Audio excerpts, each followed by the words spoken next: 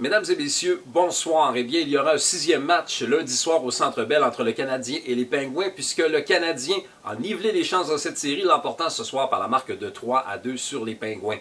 Tom Pyatt a ouvert la marque pour le Canadien en première période à 2 minutes 34 secondes, et par la suite, les Pingouins ont répliqué avec début d'abord de Maxime Talbot et par la suite de Chris Kunitz.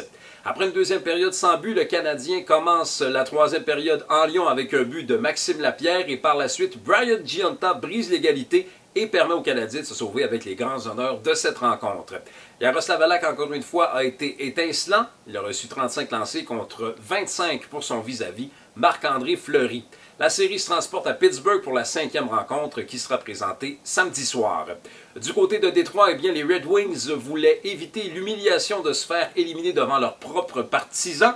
Sur leur propre glace, ils recevaient la visite des Sharks qui menaient 3-0 dans cette série. Et je dis bien menaient puisque les Red Wings ont été littéralement tout feu tout flamme, l'emportant ce soir par la marque de 7-1. Johan Franzen a été le grand artisan de cette victoire avec une performance de 4 buts et de 2 passes. Le cinquième match de la série sera présenté samedi soir du côté de San Jose. Ce soir, les deux autres séries se poursuivent. D'abord du côté de Philadelphie, les Bruins vont tenter d'éliminer les Flyers. C'est 3-0 pour les Bruins. Les Flyers qui pourraient compter sur le retour de Simon Gagné.